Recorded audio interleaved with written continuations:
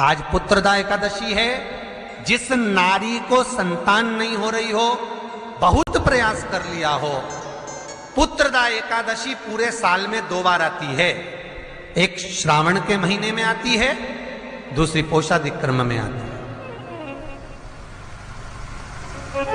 श्रावण के महीने की जो पुत्रदा एकादशी होती है, ये संतान की वृद्धि करने वाली होती है। शंकर जी के मंदिर में जाकर, भगवान शिव के मंदिर में पूजन करके घी का 1 कटोरी में घी और 1 कटोरी में खीर शंकर के सामने रख देते हैं। भगवान शंकर के मंदिर पर चौखट पर घी का दिया लगा देते हैं। शंकर जी की चढ़ी हुई 1 बेलपत्र साथ में रखें और 1 बेलपत्र को उठाकर शंकर जी के मंदिर की चौखट पे ही बैठकर चबा चबा कर खा लेते हैं। जो 1 बेलपत्र लेकर आए हैं वो अपने पति को खिला देते हैं। कहते हैं पुत्रदा एकादशी के दिन ये कर लेने पर संतान की प्राप्ति हो जाती है, पुत्र की प्राप्ति हो जाती है। ये वो एकादशी है। कल सावन का आखिरी सोमवार है, श्रावण का आखिरी सोमवार है। अपने जीवन को धन्य बनाना है। श्रावण के आखिरी सोमवार पर बन सके तो बेलपत्र और समी पत्र शंकर को चढ़ाना है। 5 बेलपत्र 11 समी पत्र, बन सके 108 चावल के आखे दाने ओम नमः शिवाय जप कर शिव को समर्पित करना। महाराज दुख तकलीफ ज़्यादा है, रोग बीमारी ज़्यादा है, तो पानी में लाल चंदन घोलकर, लाल फूल डालकर बेलपत्री के पेड़ के नीचे चढ़ाना। कल सोमवार सावन का महीना चालू हुआ था जब 1 बेलपत्र चढ़ाई थी, बोलो तो। और जिस दिन सावन का आखिरी सोमवार हो, जो लोटा जल का लेकर जा रहे हो उसमें थोड़ा सा इत्र, अगर इत्र नहीं हो तो गुलाब की पंखड़ी, पंखड़ी नहीं हो तो कोई फूल की पत्ती उस जल में बाबा को समर्पित, इत्र हो तो ज़्यादा अच्छा।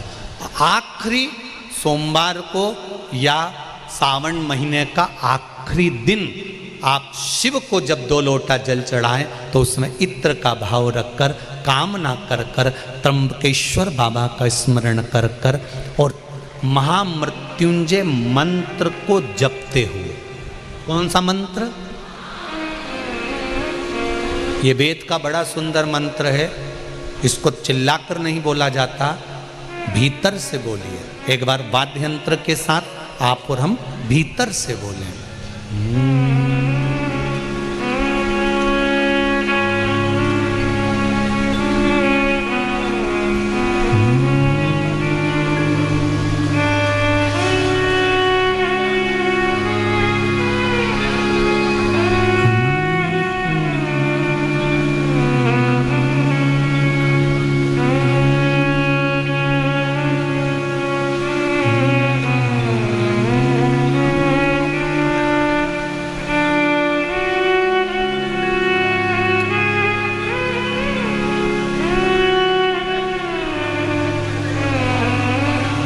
महामृत्युंजय मंत्र का स्मरण करते हुए। और अगर महामृत्युंजय मंत्र याद नहीं हो तो पंचाक्षर मंत्र नमः शिवाय,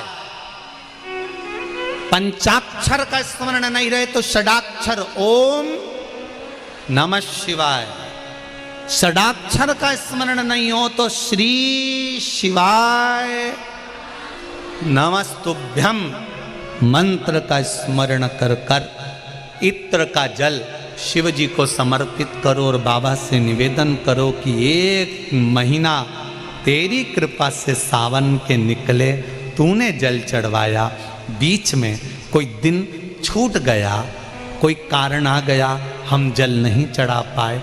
जैसे भगवान विष्णु 1 कमल का पुष्प नहीं चढ़ा पाए थे तो उन्होंने अपना नेत्र निकाल कर दे दिया था। तो भगवान शंकर इतने प्रसन्न हुए थे कि उन्होंने अपना सुदर्शन चक्र दे दिया था। विष्णु भगवान ने नेत्र दिया, शंकर भगवान ने सुदर्शन दिया। तो भगवान शंकर से कहना अगर बीच में कोई त्रुटि हो गई हो, सावन के महीने में कोई पूजा अधूरी रह गई हो, कोई त्रुटि हमसे हो गई हो और हम जल नहीं चढ़ा पाए हों, तो आखिरी दिन सावन के इत्र का जल चढ़ा देने से बाबा उस त्रुटि को समाप्त कर कर कामना पूर्ण कर। शिव संहार।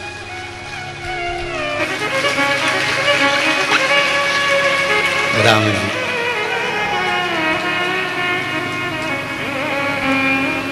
अब तारकासुर अपना कर्म करे, तुम अपना कर्म करो। कहा मां अगर शिव भीतर समाया हुआ है, मेरे बाबा भोलेनाथ उसके भीतर समाहित हैं, तो फिर मैं कैसे मारूं उसको?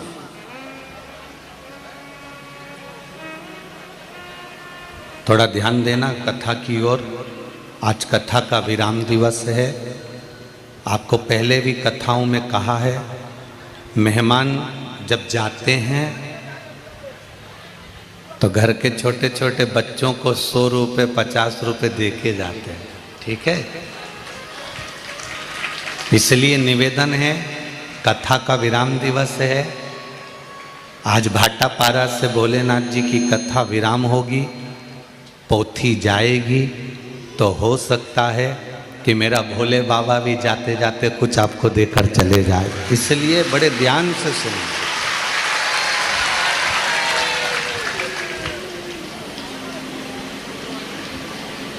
मेहमान जाते जाते कुछ देकर जाते हैं, तो मेरा शंकर भी आखिरी के दिन कुछ ना कुछ देकर जरूर जाता है। इसलिए आपने सुना होगा, चाहे भागवत हो, चाहे रामायण हो, चाहे शिव पुराण हो, चाहे गीता जी हो, बीच के दिनों में अगर नहीं गए तो आखिरी के दिन चले जाओ।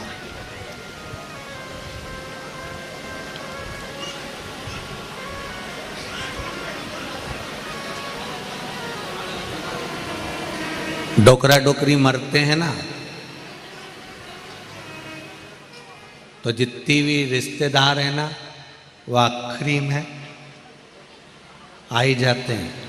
उनको मालूम है, हम भी देखें क्या क्या छोड़कर गए। उनको ये मतलब नहीं है कि कौन मर गया है, कौन चले गया, उनको तो ये मतलब है कि वो क्या छोड़ा। अब पार्वती मैया कह रही है कि आप अपना कर्म करो, उस कर्म से पीछे मत हटो।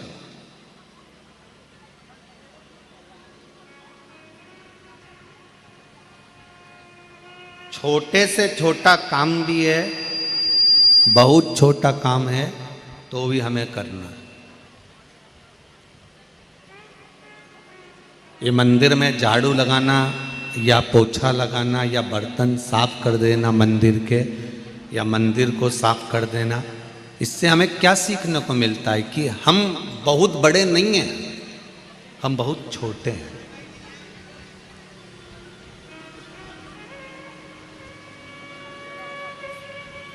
जितने छोटे बनकर जिंदगी को निकालोगे उतने सुखी रहोगे। छोटा व्यक्ति ना कोई पैसा यहाँ जमा करता है, ना वहाँ जमा करता है, ना उसका कोई टेंशन रहता है कि मुझको ये फॉर्म भरना है, कि मुझको ये जमा करना है, कि मुझे टैक्स जमा करना है, कि मुझे जीएसटी जमा करना है, कि मुझे पैसा शो करना है, कि मुझे दिखाना है। जब वो बढ़ता चला जाता है, कमाता बहुत है, पर उससे पूछा जाए कि तुमने इतनी सारी कमाई करी किसके लिए करी है, किसके लिए? जितना गरीब व्यक्ति मक्का की रोटी, ज्वार की रोटी, बाजरा की रोटी एक एक कटोरी घी डालकर, गुड़ मिलाकर, शक्कर मिलाकर, चूरमा बनाकर खा लेता है, पैसे वाला व्यक्ति एक कटोरी घी को 3 महीने छुआ छुआ कर खा पाता।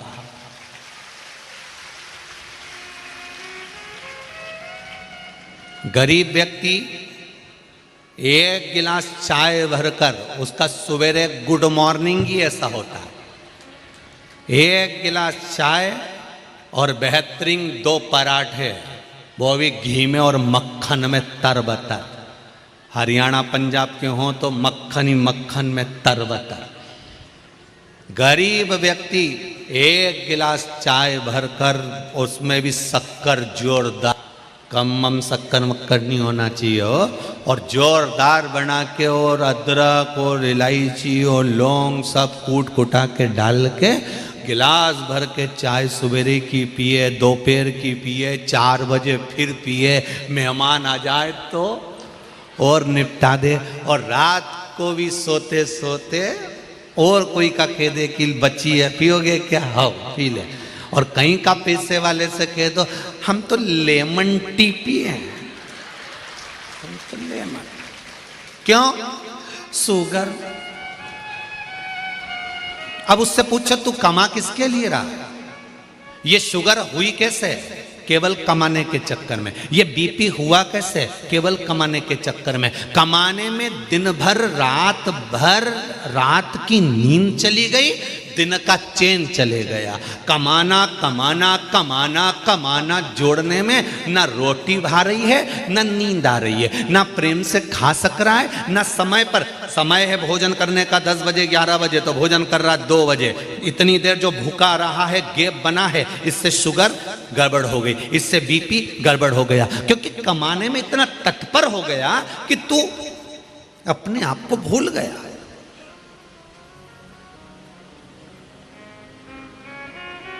किसके लिए कमा रहे हो भाई?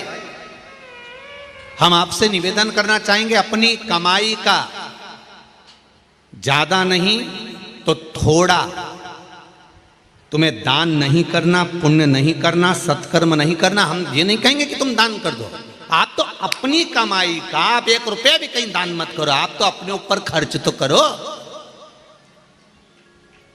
अच्छे से खाओ, अच्छी जिंदगी जियो, फुल एंजॉयमेंट के साथ। पर जब भी मिलेगा मुसद्दी लाल जैसा मिलेगा। प्रॉपर्टी पड़ी है, रेट नहीं बढ़ रहा, वो प्लाट पे किसी ने कब्जा कर लिया, केस लड़ रहा है, जबलपुर लगा, यहाँ लगा, वहाँ लगा, सारी दुनिया में रायपुर बिलासपुर हमारे केस चल रहा है। बहुत दिक्कत में जिंदगी चल रही है। और एक गरीब व्यक्ति खाया पिया वो जाए, अपनी जिंदगी अलमस्त रहकर। और जैसे तुम मरोगे ऐसे ही वो मरेगा। तुम मरने के बाद डनलप के गद्दे पे नहीं जाओगे। जो बहुत करोड़पति है वो डनलप के गद्दे पे जाता है क्या? टीवी पे देखना, बहुत सारे अच्छे अच्छे हीरो हीरोइन भी मरे थे, कितने डनलप के गद्दे पे गए थे। सजा के अगर गाड़ी में ले भी गए, आखिरी में लकड़ी पर चिता पर सब उतार कर सुला दिया। जन्म और मृत्यु एक जैसी होती है। जन्म के समय पर भी कुछ नहीं और मरने पर भी कुछ नहीं। तुम करोड़ों कमा लोगे तो भी डनलप के गद्दे पर नहीं जाओगे। 4 बांस कितने? 4 बांस और 40 कंडे तो कोई भी दे देगा, इससे ज्यादा नहीं लगते। वो तो अब लकड़ी लगने लगी, लकड़ी भी अब ज्यादा लगने लगी। पहले तो मुर्दे को अगर जलाते थे तो वो कंडे पर, गाय के गोबर के कंडे इतने बड़े बड़े लोग अपने दरवाजे पर रख देते थे। और मुर्दे को जब लेकर जाते थे तो पीछे से गाड़ी चलती थी, बैलगाड़ी, उस गाड़ी में दरवाजों पे से कंडे उठा उठा कर गाड़ी में रखते जाते थे। फिर अंतिम संस्कार के लिए जहां चिता लगती थी, कंडे पर उसको सुला दिया जाता। तो 4 बांस 40 कंडे तो कोई भी दे देगा।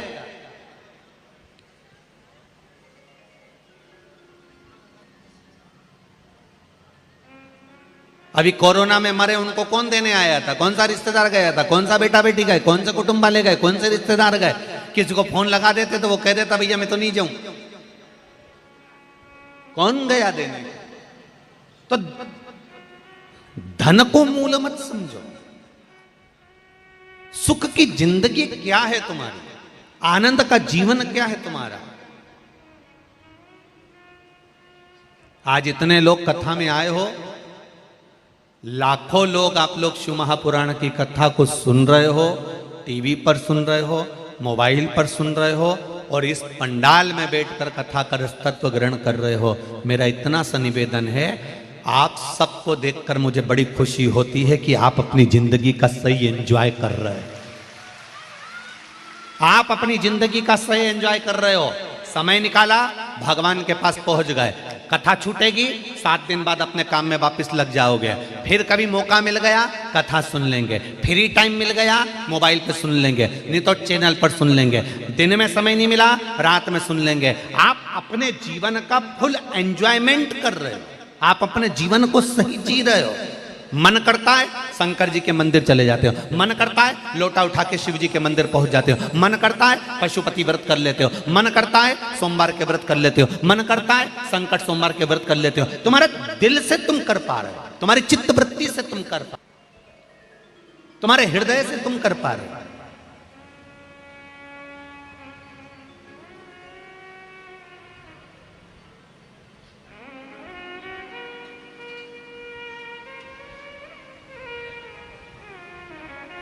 सीता जी से रावण ने पूछा था, 4 बार माता सीता से रावण ने पूछा, सीते, हे सीते, मेरी नगरी में कमी क्या है? सोने का राजमहल है, सोने के पर्णकोटे हैं, खाने के लिए तेरे लिए तू बोल किस चीज की कमी है, मैं सब लाके रख देता हूं तेरे आगे। बोल सीते, क्या चाहिए तुझे?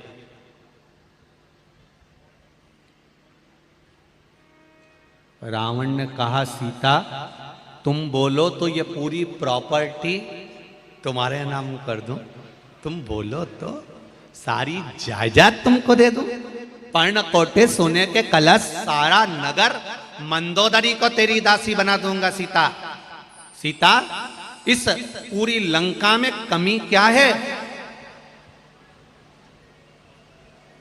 इस पूरी लंका में कमी क्या है?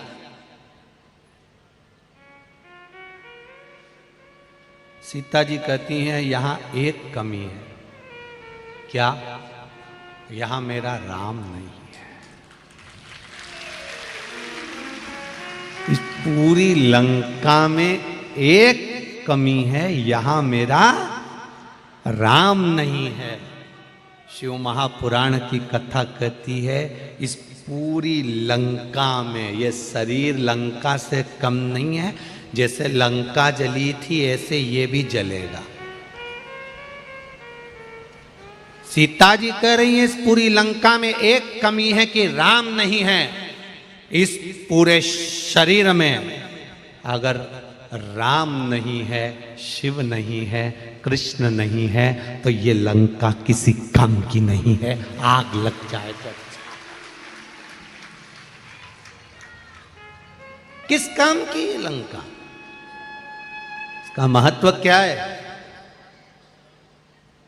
ना राम नाम लीनो तूने भरी जवानी में, तू डूब के मर जा रे चुल्लू भर पानी में। कभी कभी सोचने में आता है, इतने से चुल्लू के पानी में इतना बड़ा मनुष्य डूब के मरेगा कैसे रे? इसको तो अच्छा बढ़िया तालाब चाहिए, तब जाके तो डूबेगा, या कुएं में पानी चाहिए तब डूबेगा।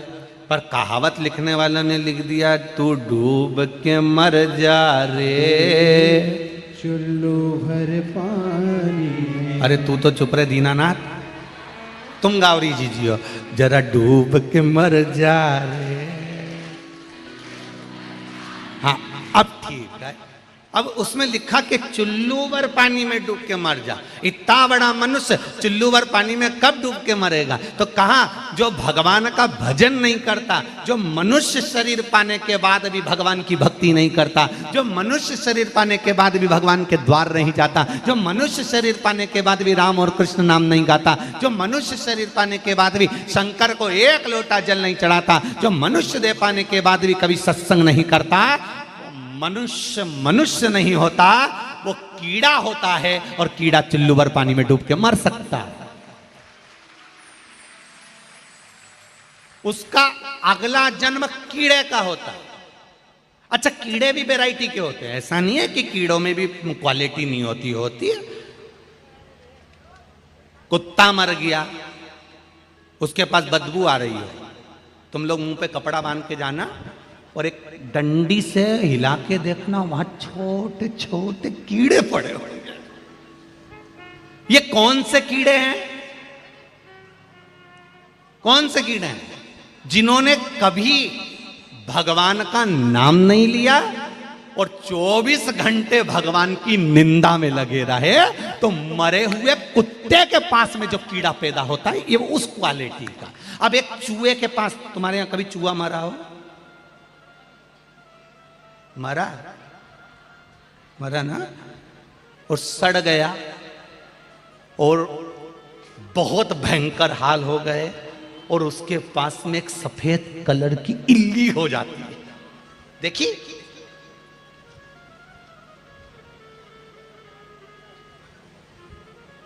हमारा पुराना घर था, उस घर में टीन का मकान था, 3 कमरे। कभी आप सीहोर आना, हम दिखाएंगे आपसे 3 कमरे। उस 3 कमरे में छोटा छोटा कमरा, अब उस कमरे में बहुत सारा सामान पड़ रहा है। अब मिट्टी का मकान, मिट्टी का घर, तो ऊंदरा तो बहुत चूहा। अब कहीं मरीज जाए, मर गया तो बदबू भी घनी आए, और उसी समय मेहमान आ जाए तो बड़े दिक्कत दुख होता है। एक तो मेहमान नहीं आते थे उस समय पर, और आ गए तो बड़ी से सोच में पड़ जाए। तो हमारी अम्मा हमसे कहती, चूहा ढूंढो ढूंढो।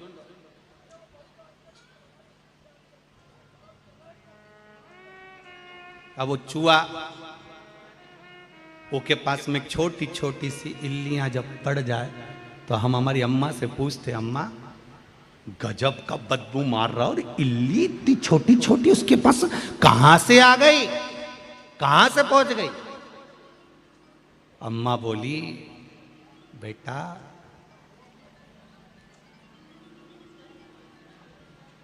किसी का पैसा कोई ले लेता है ना और चुकाता नहीं है, जब वो मर जाता है ना, चूहा पैसा खा के मर गया, तब जिसका भी पैसा रहता है ना, वो ऐसा इल्ली बन के उसको नोच नोच के खाता है, उसको निकाल निकाल कर खाता।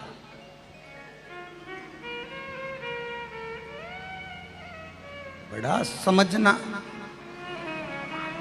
भगवान से कहना, भगवान कृपा करना, कोई हमारा खा गया चल जाएगा, पर भगवान ऐसी बुद्धि मत देना कि हम किसी का खाएं। हमको धन देना ऐसा देना कोई खा गया चल जाएगा, पर ऐसी बुद्धि मत देना कि मुझे इसका खाकर मरना है, मुझे इसका खाकर जाना है। 1 रुपया भी किसी का नहीं खाऊं, जब यहां से जाऊं अलमस्त होकर जाऊं। एक कथा थी है ना, एक चोर चोरी करने सेठ जी के यहाँ गया। सेठ जी के यहाँ गया तो सेठ जी ने देखा कि सेठ जी के यहाँ बहुत धन था। चोर ने सोचा इसके यहाँ का पूरा माल चुरा लेना, चाहे कुछ भी हो जाए। पर सेठ जी बड़ा ईमानदार था। सेठ जी हमेशा जिसको भी उधार देता था ना तो कह देता था, ये जन्म में दोगे कि अगले जन्म में दोगे। अब जो चतुर होता था वो कहता था हम इसी जन्म में देंगे। जिसकी खाने की नियत होती थी वो कह देता था हम, अरे बोलो तो अगले जन्म में देंगे। अब चोर ने सोचा पैसा तो लेना, तो सेठ जी के पास गया, सेठ जी सेठ जी। सेठ जी ने बोला, बोलो मेरी बेटी का ब्याह है सेठ जी, ले लो पैसा। कितना चाहिए? 20,000 रुपये। ले जाओ। ये जन्म में दोगे कि अगले जन्म में दोगे? उसने कह दिया अगले जन्म में देंगे। सेठ जी ने कहा ले जाओ। 20,000 दे दी। इसने तिजोरी देख ली, इसने देखा तिजोरी में बहुत माल है, रात को आऊंगा सब चुरा कर ले जाऊंगा। आया, जहां पर भैंस बनती थी उस भैंस के तबेले में जाकर छुप गए। सेठ जी को जाने का इंतजार करने लगा, ये जाएं और मैं धन चुराऊं, सेठ जी जाएं और मैं धन चुराऊं। रात बहुत हो गई, सेठ जी जाने लगे। इतनी देर में भैंस आपस में बात करने लगी। एक भैंस ने दूसरी भैंस से कहा, री जी तो कितने साल से दूध दे रही है यहाँ पे? उसने कहा 3 साल से। एक भैंस ने दूसरी से पूछा, तू कितने साल से दूध दे रही है? मुझे 9 साल हो गए दूध देते देते। एक ने पूछा, तू कितने साल से दे रही है? मेरे को दूध देते 12 साल हो गए। अच्छा, तो अपन सेठ जी के यहां दूध क्यों दे रहे हैं? तो भैंसों ने आपस में बात करते हुए कहा, ये सेठ बड़ा चतुर है, उधार देता है तो पूछता है ये जन्म में दोगे कि अगले जन्म में दोगे। जो इस जन्म में देकर नहीं गया वो अगले जन्म में हमारी जैसी भैंस बन जाता है और निचोड़ निचोड़ के देना पड़ता है, निचोड़ निचोड़। इसलिए हम भैंस बनकर दूध दे रही हैं। जी जी हो, तुमसे भी निवेदन है री। और जितने भाई कथा सुन रहे हैं, भगवान से कहना हमको इतना झोली भर कर देना कि लोग हमारा खा भी लें तो हमें चिंता नहीं रहे, पर हम किसी का नहीं खाए, नहीं तो अगला जन्म भैंस का लेके निचोड़ निचोड़ के देना पड़े। कई मतलब नीची दिल दुखाकर किसी का 1 रुपया भी मत रखो, 1 रुपया।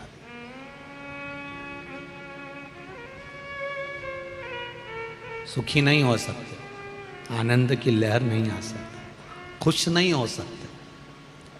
जितनी मस्ती की जिंदगी आज जी रहे हो ना, ऐसी जिंदगी नहीं जी सकते। बहुत प्रसन्नता का जीवन है अपना।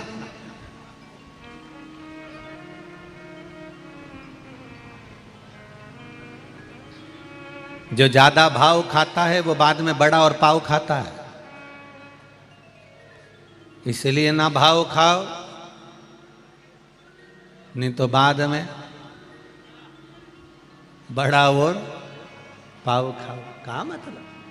खुश जिंदगी जियो, अलमस्त होकर जीवन जियो।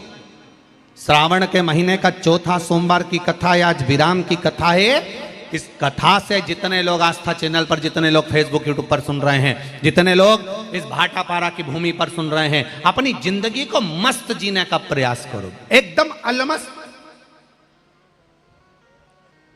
और लंका सुनी मत रखो राम के बिना, शरीर सुना मत रखो भगवान के बिना। इसको भगवत भजन में डुबाइए,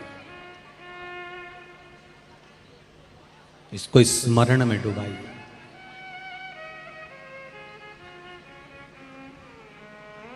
एक पत्र आया है, उस पत्र में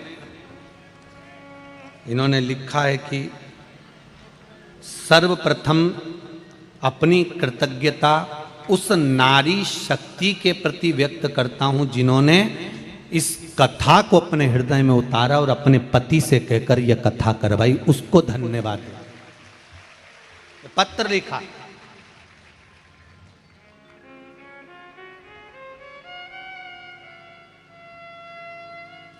एलईडी बंद पड़ी है, एलईडी चालू करिए। कृतज्ञता। हमने कल भी कहा था, परसों भी कहा था कि बहुत बहुत साधु बात है शर्मा परिवार की बहुओं को, जिनके मन में इतना सुंदर भाव आया और उन्होंने इस कथा को अपने जीवन में आनंद के लिए करवाया। आप भी भोलेनाथ जी से कहकर जाना, भगवान से प्रार्थना कर कर जाना, बाबा खुशियों से ऐसी झोली भर देना, ऐसी संपदा देना, ऐसा धन देना कि जिंदगी में एक बार हम भी शिव महापुराण की कथा जरूर करवाएं, ऐसी कृपा कर दे। भगवान से कहकर जाना।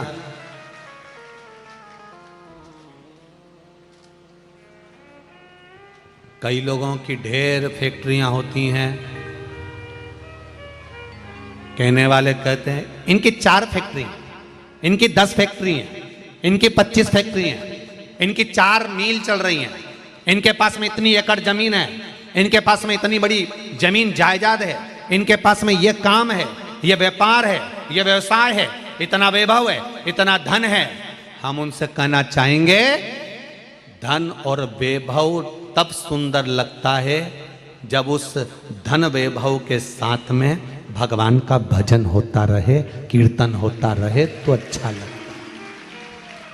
इतना वैभव तो एक वैश्या भी जोड़ लेती है। उसके पास में कौन सा कमी रहती है धन की? उसके पास में किस चीज की कमी है?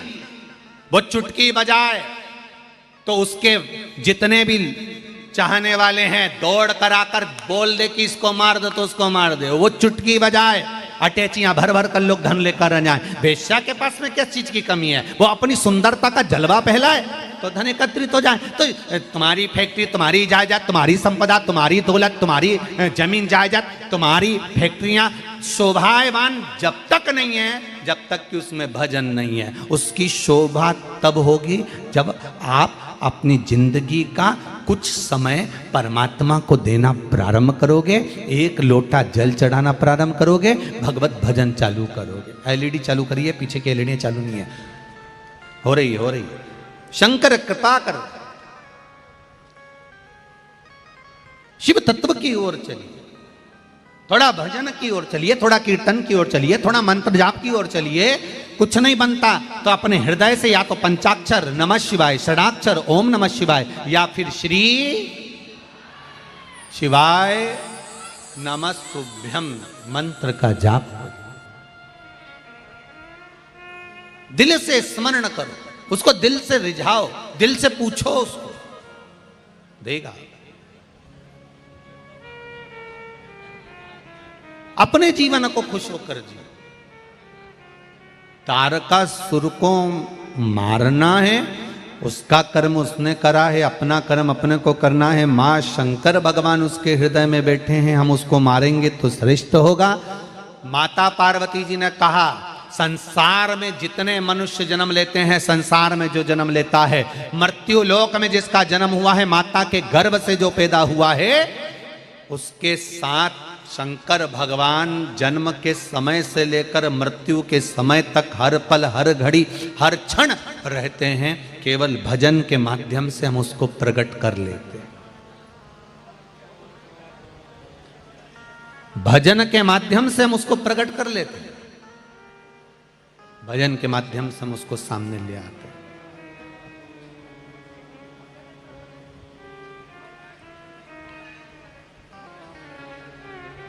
देखो, चाय की पत्ती का डब्बा है तुम्हारे घर में, शक्कर का, शक्कर के डब्बे में कितनी बड़ी चम्मच डाल देते हैं लोग। आपके घर के डब्बे में डली है छोटी सी चम्मच। अब वो चम्मच अंदर घुस गई, चाय की पत्ती के डब्बे में अंदर चली गई। अब उस चम्मच को तुम्हें निकालना है तो तुम उसमें हाथ थोड़ी ना डालोगे, उस डब्बे को थोड़ा सा ऐसा ऐसा उछालोगे, चम्मच निकल के बाहर आ जाएगी। बाहर आई, तुमने निकाली पत्ती, डाल दी, चाय डाल दी, शक्कर डाल दी, चम्मच नीचे दब गई है। उसको निकालने के लिए डब्बे को थोड़ा सा उछालिए, अंदर हाथ डालने की जरूरत नहीं है। डब्बा उछलेगा, चम्मच बाहर आ जाएगी। शिव महापुराण की कथा भी वही कहती है कि परमात्मा हर संसार में जन्म लेने वाले व्यक्ति के अंदर मेरा भोलेनाथ, मेरा शंकर प्रवेश करा हुआ है, अंदर बैठा हुआ है। रामकृष्ण अंदर बैठा हुआ है, मेरा परमात्मा अंदर बैठा हुआ है। उस परमात्मा को अगर पाना है तो कहीं दिल से भजन में आनंद के साथ थोड़ा सा नाच लेते हैं तो परमात्मा निकल कर बाहर आ जाता है। थोड़ा उचके और बाहर, चम्मच बाहर, परमात्मा निकल कर बाहर आ जाता है कि सम्मुख आ गया, सामने प्रकट।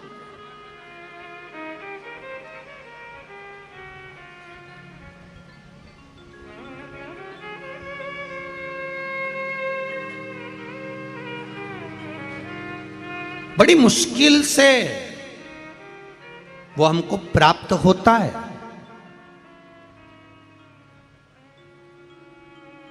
₹5 के 4 रिंग, ₹5 के 4 रिंग। पहले नवरात्रि में मेला लगता था, जब हम छोटे छोटे थे। तुम्हारे यहाँ भी लगता होगा नवरात्रि में। एक तखत लगता था, तखत पे साबुन, पाउडर का डब्बा, लिपस्टिक, चूड़ी, नहाने का साबुन, कपड़ा धोने का साबुन, पाउडर का डब्बा, इसे दूर दूर रख देते हैं। और वो माइक पे चिल्लाता, 5 रुपए के 4 रिंग, 5 रुपए के 4 रिंग। वो हाथ में रिंग पहने रहता है लकड़ी के। 5 रुपए के 4 रिंग, 5। बोलो किस किस ने देखा है? देखा सबने? रख लो, फिर तो अपन एक ही वेराइटी के रख लो। 5 रुपए के 4 रिंग, 5 रुपए के 4 रिंग। और 5 रुपए के 4 रिंग अपन लेते हैं, और लेने के बाद फिर अपन धीरे से एक रिंग, जो रिंग जिस चीज में आ जाएगा वो चीज उसकी, और रिंग फेंकते, फेंका। किसी किसी का तो पेले में ही आ जाए रे पाउडर का डब्बा, और किसी किसी का तो तीसरा रिंग भी पूरा हो जाए तो नहीं आए, और किसी का चौथे में आ जाए, और किसी किसी का तो चारों निकल जाएं और रिंग में वो पाउडर आया ना, लिपस्टिक आई ना, साबुन आया। बस 5 रुपए के 4 रिंग, पंचम इंद्रियों के ये 4 रिंग हैं। बचपन, जवानी, अधेड़ी और बुढ़ापा, भगवान ने 4 रिंग दिए हैं। ये भगवान को भजन के माध्यम से, कीर्तन के माध्यम से, चाहे तो बचपन में भगवान को अपना बना ले, चाहे तो जवानी में अपना बना ले, चाहे तो अधेड़ी में बना ले, चाहे तो बुढ़ापे में। 4 रिंग में एक रिंग भी फंस गया तो तू भगवान का हो गया। साबुन तेरा, पाउडर का डब्बा तेरा, लिपस्टिक तेरी, चूड़ी तेरी, बस एक रिंग फंसना चाहिए और 5 रुपए वसूल हो जाएंगे। बचपन में फंसा लो, रिंग फेंको बचपन में, जैसे प्रहलाद, ध्रुव, कर्मा, नामदेव, रामकृष्ण परमहंस, चैतन्य महाप्रभु, श्रीमद वल्लभाचार्य जी बचपन में रिंग फेंके, भगवान फंस गया। नहीं बने तो जवानी में, तुकाराम, नरसिंह मेहता, जवानी में रिंग फेंको, तब भी नहीं आया। अधेड़ी में मुक्ताबाई, कर्माबाई, तब भी नहीं आया। बुढ़ापे में फिर फेंका। साबुन पर रिंग पड़ गया, साबुन अपना हो गया। बचपन, जवानी, अधेड़ी और बुढ़ापा के 4 रिंग है, डालो। भगवान अगर तुम्हारा हो गया तो 5 रुपए वसूल हो गए। अगर भगवान तुम्हारा हो गया तो ये मनुष्य की देह वसूल हो गई, नहीं तो ये 5 रुपए गए।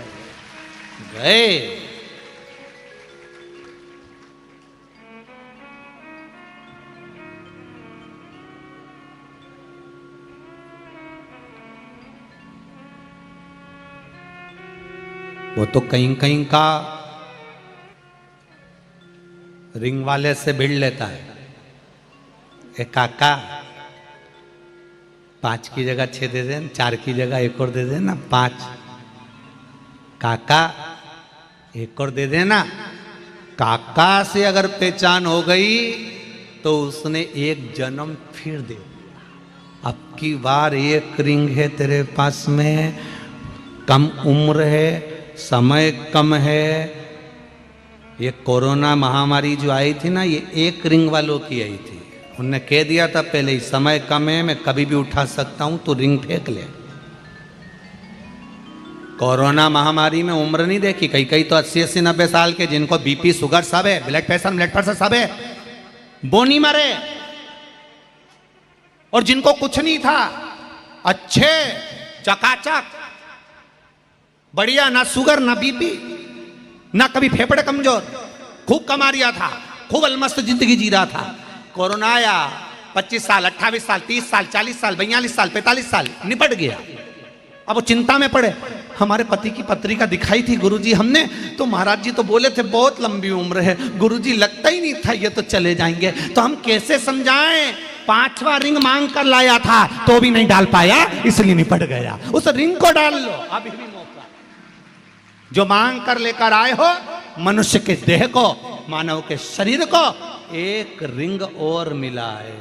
प्रभु काका जी, एक मौका और, वंस मोर, वंस मोर। काका जी बोले 4 दे दिए तो थे, 5 रुपए में 4 ही मिलते हैं। नहीं काका जी प्लीज एक मौका तो दो, बस एक बार अपन भी उस परमात्मा की आगे जाके गिड़गिड़ाए। 84 लाख योनियां दे दी तूने, झिंगुर बना दिया, जुआ बना दिया, जो बना वो बना, मछली बना दिया, कबर बिज्जू बना दिया, सब कुछ बनाया। भगवान एक मौका दे दे, बस एक रिंग और दे दे, एक बार मनुष्य की देह दे दे। अब की बार तो लोटा भर के जल चढ़ाऊंगा, चाहे कुछ भी हो जाए, मैं रिंग फेंकूंगा और तू मेरा हो जाएगा। भगवान बोले नी दुआ चाहे कुछ भी हो जाए। तब ऊपर गिड़गिड़ाया। तब भगवान ने, पार्वती जी बोली दे दो ना, पार्वती जी ने कहा दे दो। शंकर भगवान ने कहा एक मौका दे देता हूं, परंतु इतनी लंबी आयु नहीं दे सकता। इतने में पार्वती जी बोली अगर इसने रिंग फेंक कर आपको अपना बना लिया तो भगवान बोले मार्कंडे की उम्र भी 14 साल की, 10 साल की थी, 5-7 साल की थी। मार्कंडे ने रिंग फेंका, मरा नहीं।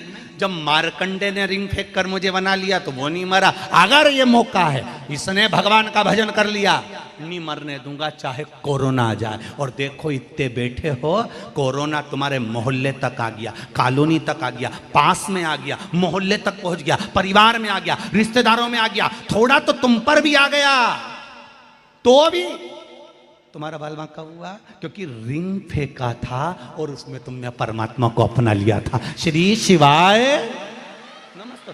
शिव को अपना बना।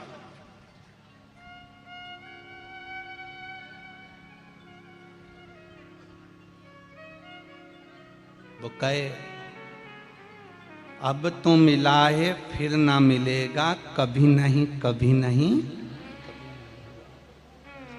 मानव दे अनमोल रे, माटी में ना रोए रे। अब तो मिला है फिर न मिलेगा, कभी नहीं कभी नहीं रे। ये मिल गया, फिर मिला ना मिला, बड़ी मुश्किल से मिलता है। ये कथा कहती है उसको दिल से कहो, बनाने का प्रयास अपना करो। पार्वती मैया ने कहा सुनो कार्तिकेय, इस तारकासुर का संहार, संसार में जितने मानव जलचर थलचर वायुचर जीव जो जन्म लेते हैं सबके भीतर भगवान होता है।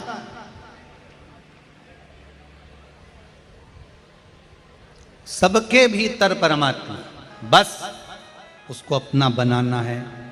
बचपन में, जवानी में, अधेड़ी में, बुढ़ापे में, जिस अवस्था में आप अपना बना सकते हो उस अवस्था में बना। बचपन खेल में खोया, जवानी नींद भर सोया, बुढ़ापा देख कर रोया, सिराने मौत हंसती है। अवस्था कोई सी भी हो, बचपन हो, जवानी हो, अधेड़ी हो, बुढ़ापा हो, जिस अवस्था में हो उस अवस्था में परमात्मा को अपना बनाने का प्रयास करो। उस अवस्था में अपना बना। कोई जरूरी नहीं है कि भगवान को पाने के लिए तुम्हें वस्त्र कोई अच्छे पहनना पड़ेंगे या कोई कलर में पहनना पड़ेंगे। भगवान को पाने के लिए कपड़ा बदलने की जरूरत नहीं पड़ती। देव अधिदेव महादेव को पाने के लिए मात्र कलेजा बदलने की जरूरत होती है, कपड़ा नहीं बदला जाता। जिस दिन दिल बदल गया, मन बदल गया, चित्त बदल गया, परमात्मा मिल जाता। कपड़े से कभी भगवान नहीं मिला।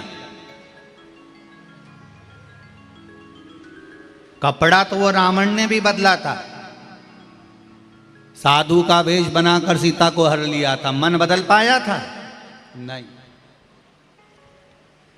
अगर मन बदल गया होता तो कपड़ा बदलने की जरूरत नहीं पड़ती।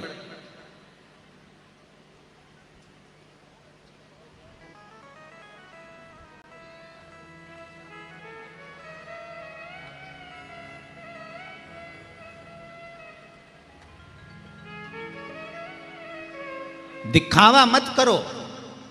परमात्मा को पाने के लिए दिखावे की जरूरत नहीं पड़ती, उसको दिखावा नहीं चाहिए। हमसे भी लोग कहते हैं संत जैसा भाव रहना चाहिए। इतने अच्छे अच्छे रुपट्टे क्यों पहनते हो?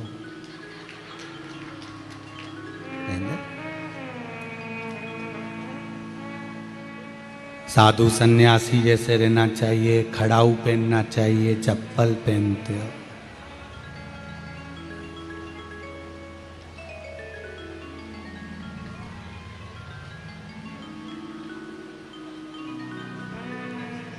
दिखावा नहीं आता, जैसे हैं वैसे ही रहेंगे। और आपसे भी निवेदन है, दिखावा मत करना।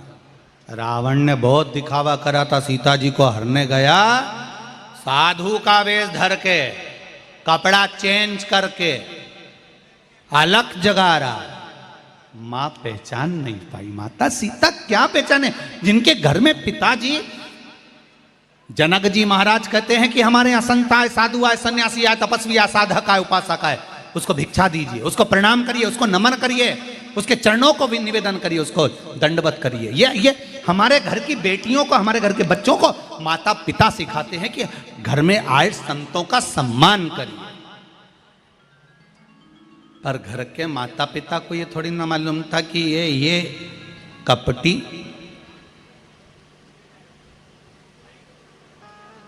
ये कामी, अहंकारी, लंका का राजा रावण कपड़े चेंज कर कर साधु का वेश रख कर आ जाएगा। कितना सिखाया है रामचरितमानस ने। कामी, लोभी, अहंकारी रावण साधु का वेश रख कर जा रहा है, और जो साधु था, संत था, जो साधु के वेश में था, वो हिरण सोने का बन के जा रहा है। बोलो देखो जरा रामचरितमानस, कितनी विचित्र बात। रामायण कहती है दिखावा नहीं करना, जैसे हो वैसे रहो, दिल से भगवान को भजो, दिखावे से नहीं।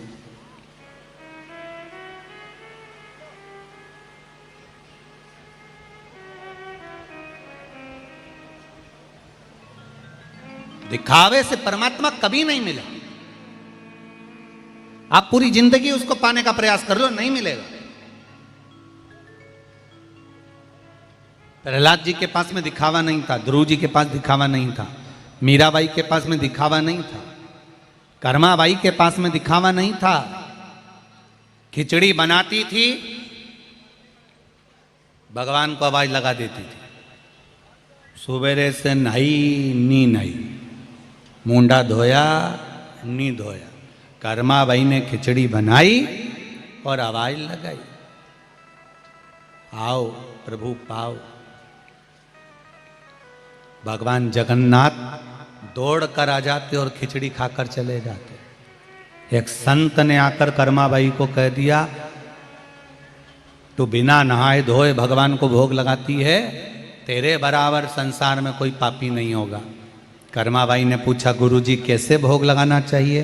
पहले शौचादि कर्म करो, स्नान करो, स्नान कर कर फिर संध्या करो, संध्या पूजन करने के बाद फिर भगवान का भोजन बनाओ, फिर भगवान को भोग लगाओ। कर्माबाई ने आज वही करा, सुबह से लगी है, स्नान आदि करने के बाद, पूजन संध्या करने के बाद भगवान की खिचड़ी बनाई। भगवान जगन्नाथ जी 4 बार कर्माबाई के घर से आके चले गए कि आज खिचड़ी नहीं बनी, आज खिचड़ी नहीं बनी। कर्माबाई तो अपने काम में लगी हुई थी, नहीं बनी। 3 बजे कर्माबाई ने भगवान को खिचड़ी दी। जब 3 बजे दी तो भगवान जगन्नाथ जी ने पूछा, क्यों री कर्मा, रोज तो तेरी खिचड़ी सवेरे से बिल्कुल मुंडा धोए नहीं और बन जाए, आज कैसे इतनी लेट हो गई?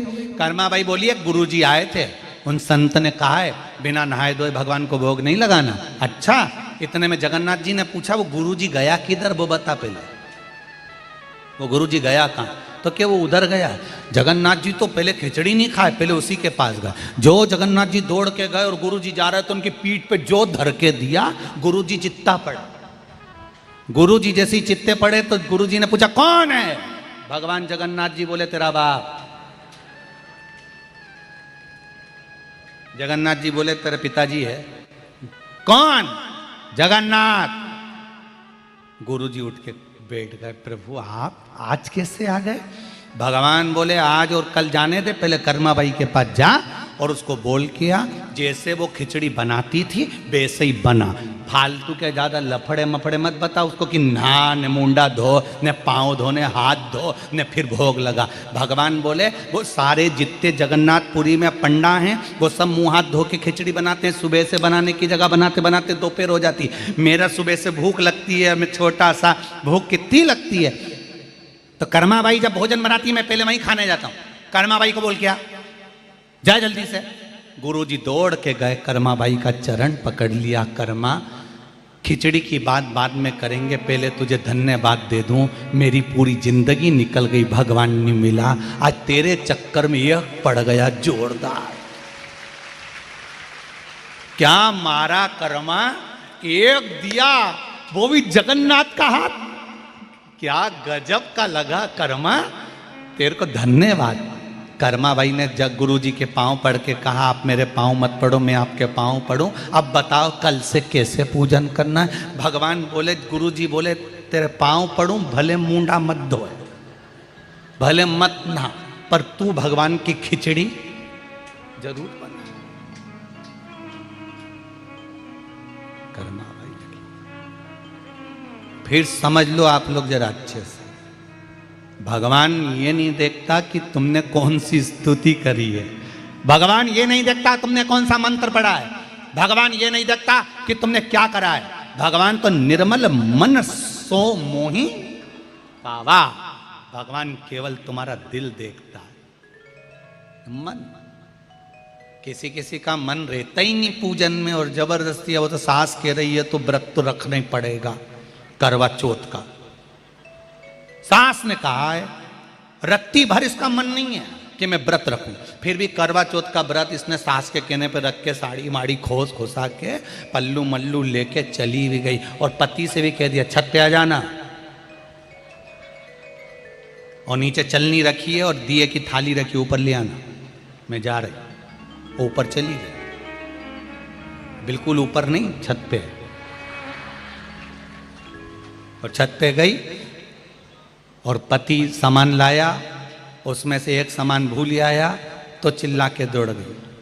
रत्ती भर की अक्कल नहीं, 3 थाली रख के आई थी मैं, उसमें एक थाली में सामान रखा था, वो तो लाई नहीं उठा के, जाओ पहले लेके आओ, जल्दी जाओ। बेचारा दौड़ के नीचे गया, फिर लेके आया, फिर इधर खड़े हो जाओ, फिर उसने चलनी में मुंह देखा,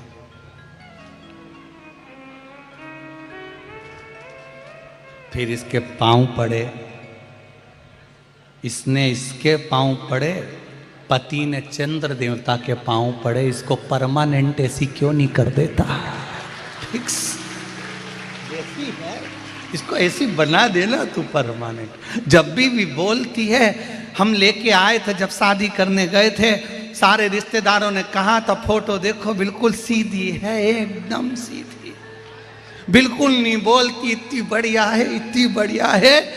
गुरुजी को भी फोटो दिखाया था, गुरुजी ने देखते से कहा था अच्छी रहेगी, ग्रह अच्छा है।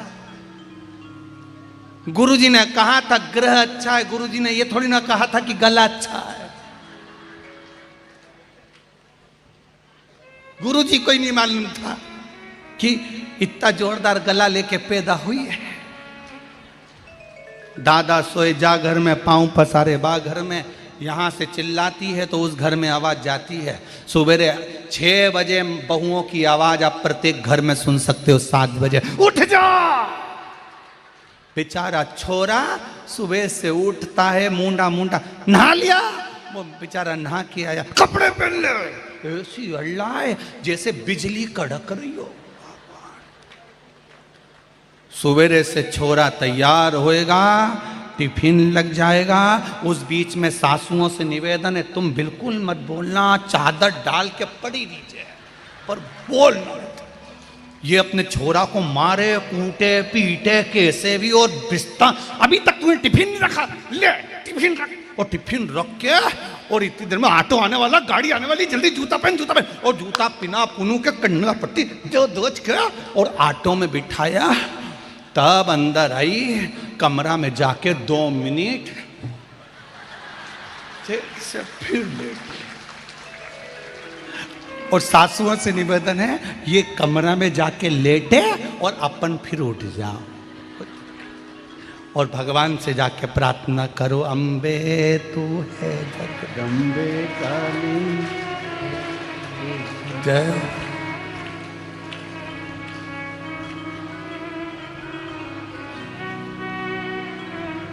तेरे घर के बच्चों पे भीड़ पड़ गई भारी,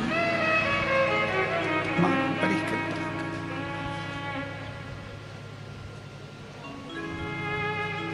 अच्छा, पति भी नहीं कह सकता इनसे कि थोड़ा धीरे से बोला कर, इतना बोल देनी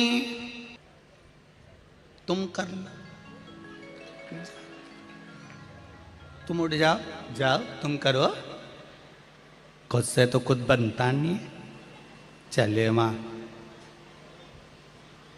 जाओ तुम्हारी मम्मी ने चाय बना दी होगी, लेके आओ।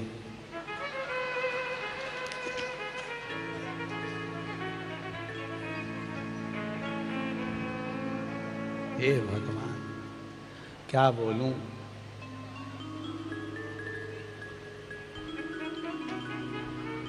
करो भगवान।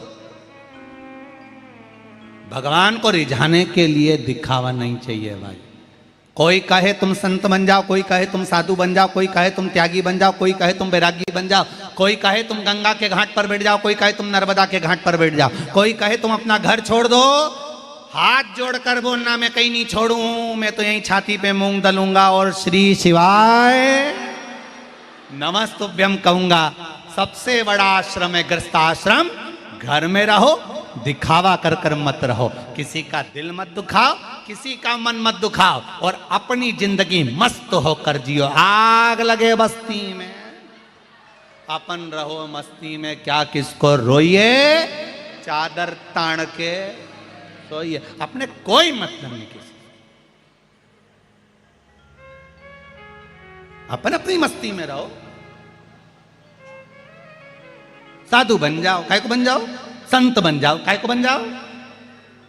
भगवान ने मनुष्य की देह दी है, भजन करेंगे।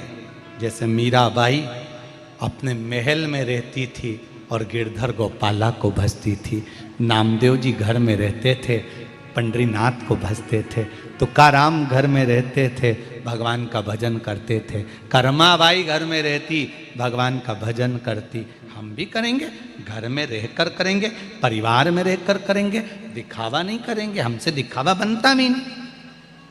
दिखावे से परमात्मा कभी प्रकट नहीं हुआ, प्रेम से प्रकट हुआ।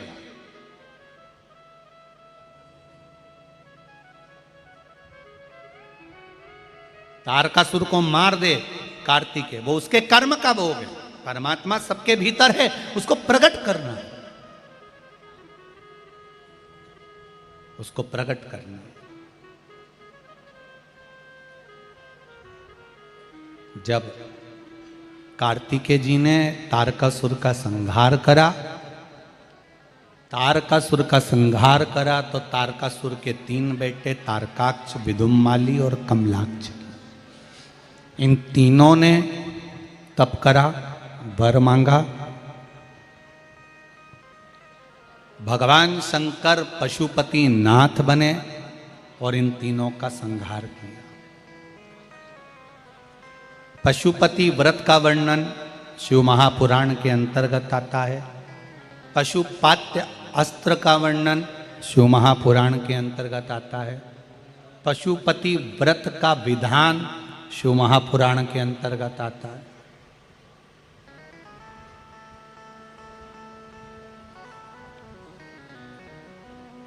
गीता प्रेस गोरखपुर की शिव महापुराण की कथा यदि आप संस्कृत में नहीं पढ़ सकते तो हिंदी की लो, उसको पढ़ो, उसको पढ़िए। हमसे अगर कोई लोग कहते हैं कि ये आप बोलते हैं कहाँ लिखा है, हम पूरी गीता प्रेस गोरखपुर की शिव महापुराण की कथा एक आसन लगा के उनको बिठा देते हैं, इसको पूरा पढ़ ले, एक एक अक्षर पढ़ना और हम पूछेंगे वहां से जवाब देना, फिर हम बताएंगे कि हमने जो बोला कहां से बोला। पढ़ो, भले 4 दिन लग जाए, 5 दिन लग जाए, 10 दिन लग जाए, एक जगह बैठ के एक एक शब्द पढ़ना। आपको मिल जाएगा कि पशुपति व्रत कहाँ लिखा है, श्री शिवाय नमस्तुभ्यम कहाँ लिखा है, शिवरात्रि का पूजन विधान कहाँ लिखा है, शंकर का स्मरण कहाँ लिखा है, काली मिर्च विधान कहाँ लिखा है, काली तिल कब चढ़ाना है, मक्खन का शिवलिंग का विधान कहाँ है, दही का कैसा वर्णन, दूध का वर्णन, दुर्वा का वर्णन, बेलपत्र का वर्णन, शमी पत्र का वर्णन, आंख का पुष्प का वर्णन, मूंग का वर्णन, अरहर का वर्णन, एक एक चीज शिव महापुराण में लिखी, आप पढ़ो। जो प्रश्न करते हैं उनको कहते हैं पहले धीरे से यहां बैठो और पूरा 7 दिन 8 दिन 6 दिन 5 दिन जितना दिन लग रहा पढ़ो, एक एक शब्द पढ़ो। गीता प्रेस गोरखपुर की शिव महापुराण भले हिंदी के लिए कराओ पर पढ़ो, उसमें एक एक शब्द मिलेगा। कहा भगवान शिव ने पशुपति नाथ बनकर तारकाक्ष, विदुमाली और कमलाक्षकी को मारा। शिव जी का नाम पशुपति नाथ पड़ गया। पशुपति व्रत पहले छुपा हुआ था, शिव महापुराण के माध्यम से आप सब ने करना प्रारंभ करा। कई लोग आज भी पशुपति व्रत के विधान को हमारी आवाज में लेकर भी चेंज कर कर बोल रहे हैं। कई लोग उस पशुपति व्रत के विधान को बदल दे रहे हैं अपने माध्यम से, अपनी भाव प्रकट कर कर। पर पशुपति व्रत का जो नियम है वो एक ही नियम है जो शिव महापुराण के अंतर्गत है। सुबह पूजा की थाली लगाई है, 5 व्रतों का विधान है, छठा व्रत का विधान नहीं। कितने व्रत? 5। सुबह पूजन की थाली लगाई है, पूजा की थाली अभिषेक का सामान सब लेकर आप मंदिर में जाइए। शिव मंदिर में जाकर बाबा का जल अभिषेक पूजन करिए जिस हिसाब से आप करते आए हो। पूजन की थाली में सामान उतना रखना जो शाम को भी आपके साथ चला जाए, अलग से नहीं रखना पड़े। अलग से केवल शाम को दिए रखो, जल रख लो थोड़ा सा, और बाकी का जो मिष्ठान आप तैयार करोगे बस वो, बाकी का चंदन अबीर गुलाल ये सब सुबह की थाली का रखिए, थोड़ा फल जो भी रखना। सुबह पूजन करो बाबा का, निवेदन करो, घर आ जाओ, थाली को ढक कर रख दीजिए। शाम को जब जाओ कोई प्रसाद उतना ही बनाओ जितना भगवान के लिए बना रही हो। ये नहीं कि खीर ज़्यादा बना ली तो आधी हम यहाँ ले जाएं और आधी घर के लिए छोड़ दें, नहीं, उतना ही बनाओ जितना भगवान के लिए जाएगा, जिसमें से 3 हिस्से हों। एक पात्र में भरकर ले जाओ, दोने ले जाओ, कटोरी ले जाओ, प्लेट ले जाओ, जो तुम्हारी मर्जी पड़े, कागज ले जाओ, जो तुम्हारा मन पड़े वो ले जाओ। 6 दिए लेकर जाओ, बाबा के मंदिर में जाकर पूजन अर्चना करो। शाम को अभिषेक नहीं करना है, केवल छींटा देना है। थोड़ा सा जल जो बचा हुआ है उसमें से थोड़ा थोड़ा छींटा देकर, जल का थोड़ा सा छींटा देकर पूजन आदि कर कर, जैसी पूजन सुबह करी वैसे ही भाव से पूजन करो। 5 दिए थाली में से नीचे रख दो, छठवा दिया भी नीचे उतार दो थाली में से। 5 दिए लगाना जब प्रसाद के 3 हिस्से पूरे कर दो, प्रसाद के 3 हिस्से रख दो नीचे, फिर दिए लगा दो 5। एक दिया उठाकर जिसको जलाया नहीं है वापिस अपनी थाली में रख लो। 5 दिए प्रज्वलित कर कर बाबा को निवेदन कर दो, बाबा आज मेरा पहला पशुपति व्रत है, इसको स्वीकार करना।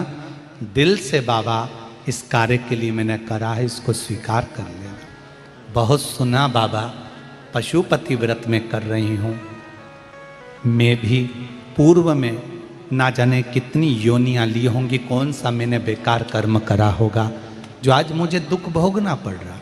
इस दुख को आप मिटा सकते हो क्योंकि आपका नाम पशुपति नाथ है।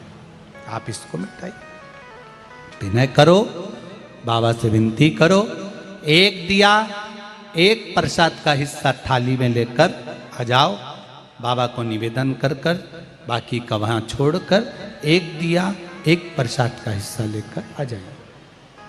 एक दिया एक प्रसाद का हिस्सा लाए, घर के अंदर प्रवेश करते समय सीधे हाथ की ओर बैठकर अपने घर की ओर मुख कर कर सीधे हाथ की ओर उस दिए को घर के बाहर प्रज्वलित कर दो। भगवान से विनती करो, भोलेनाथ आप मेरे घर में प्रवेश कर कर मेरा कार्य सिद्ध करें। बाबा को निवेदन कर कर अंदर जाइए। भोजन करने से पहले जो मीठा है एक हिस्सा प्रसाद का है, उसको खा लीजिए। उस हिस्से में से किसी को नहीं देना, चाहे घर में बच्चे हों चाहे बड़े हों, उस प्रसाद का हिस्सा केवल तुमको खाना। पहले प्रसाद खाइए, उसके बाद में फिर भोजन करिए। एक समय फलाहार कर सकते हो, दूसरे समय भोजन कर सकते हो। इसमें जरूरी नहीं कि आपको मीठा ही खाना है। शाम का जो प्रसाद बनेगा वो मीठे का ही भोग लगेगा।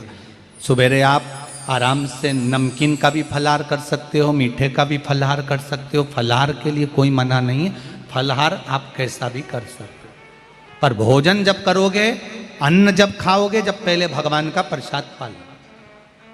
4 पशुपति व्रत पूर्ण हो, बीच में अगर कहीं रजस्वला धर्म आ गया, आपको पूजन नहीं करना है, घर में कोई सूतक सावड़ आ गया या कोई व्रत फंस गया, एकादशी आ गई या कोई व्रत आ गया, तीज आ गई, चतुर्थी आ गई, जिसका आप व्रत करते हुए आए हो, तो पशुपति व्रत उस दिन मत करो, फिर अगले सोमवार कर लेना।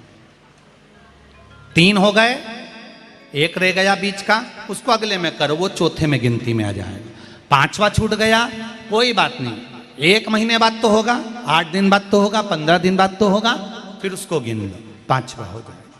महाराज ऐसे 5वां व्रत जब आए, 5वें व्रत के दिन शाम को जब पूजन करने जाओ, एक श्रीफल, कुछ रुपए, 11 रुपए आदि जो भी है, नारियल पर रखकर बाबा को विनय कर कर, बाबा आज मेरा पशुपति व्रत पूर्ण हो रहा है, आपकी कृपा हो, मेरी झोली भरना बाबा, विनती करो।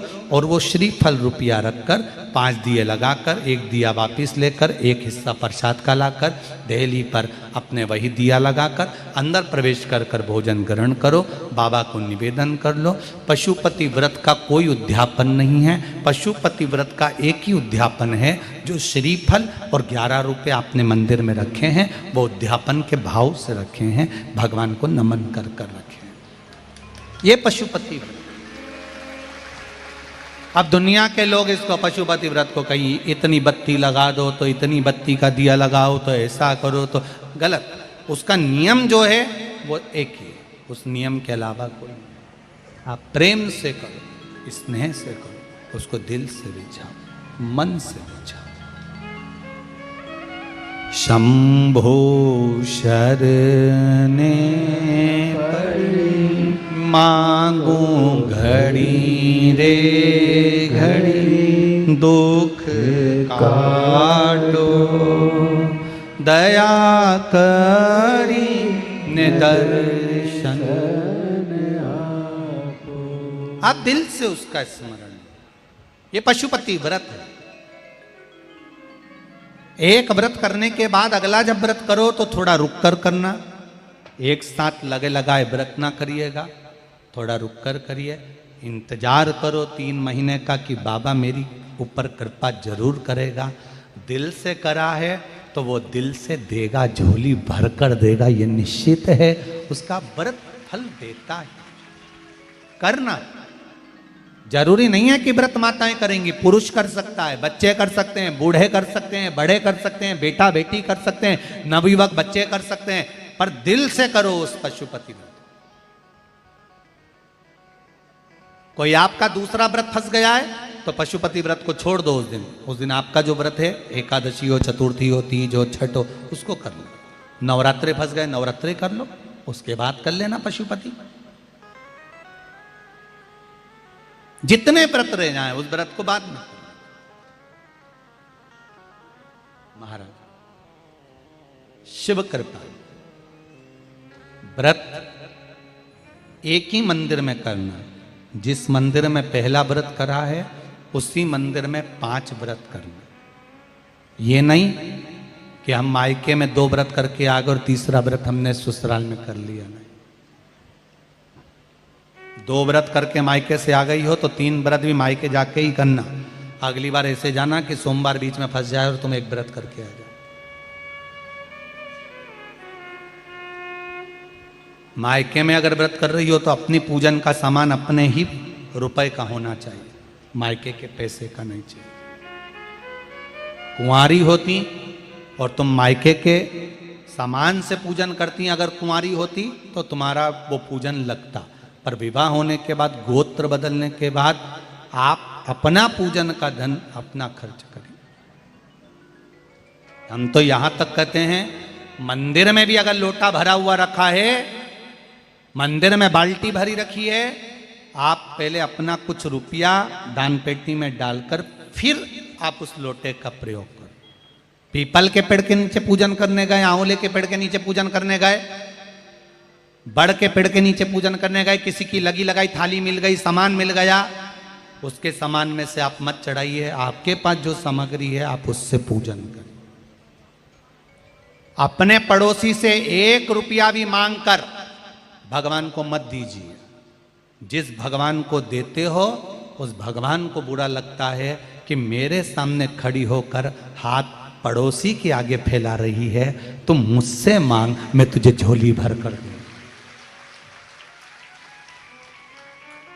कई माताओं की आदत रहती है, मंदिर में दर्शन करने जाती हैं, देना जी 10 रुपए देना, अभी वहां पर दे दूंगी, मेरा पर्स अंदर रखा है गाड़ी में, मैं तुझे दे दूंगी। गाड़ी में रखा है ना, मत ले, दूसरी बार आना, दूसरी बार चढ़ा देना। भगवान से कह दे, भगवान मैं नहीं चढ़ा पाया, तो कृपा करेगा, वापिस दर्शन देने बुलाएगा, तब मैं चढ़ा दूंगा।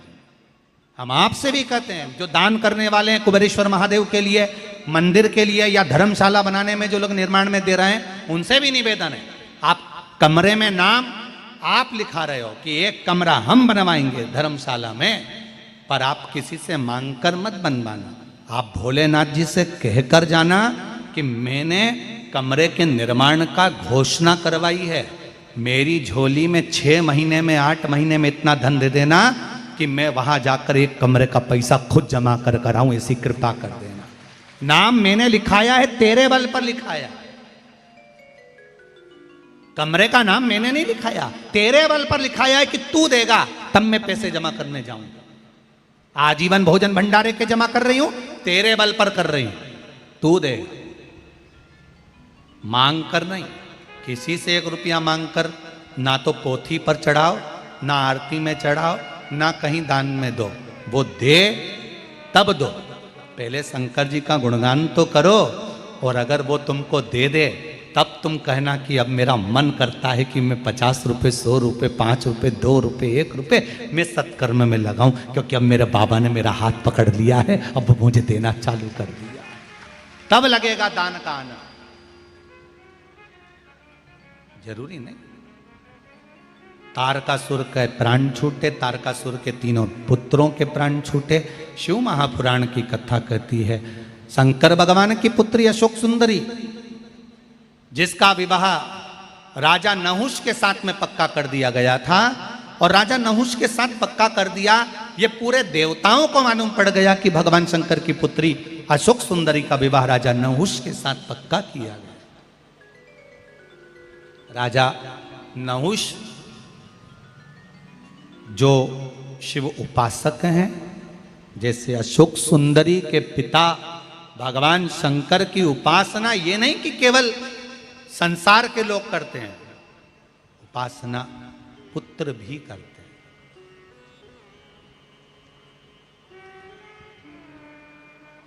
आज के जो बच्चे हैं, इनको शंकर भगवान के बच्चों से सीख लेना चाहिए। आज के बेटे ससुराल वाले आते हैं, आज के बेटे सास ससुर आते हैं, तो लड़कों के मुंह पर स्माइल आ जाता है, इतने खुश होकर बात करते हैं, और अपने बूढ़े माँ बाप से जब भी बात करेंगे तो चिढ़कर बात करते हैं। तुम्हारे ससुराल वालों से तुमने इतनी प्रसन्नता से बात करी, तो माँ बाप से बात करने में क्या दिक्कत है? क्यों? किस लिए?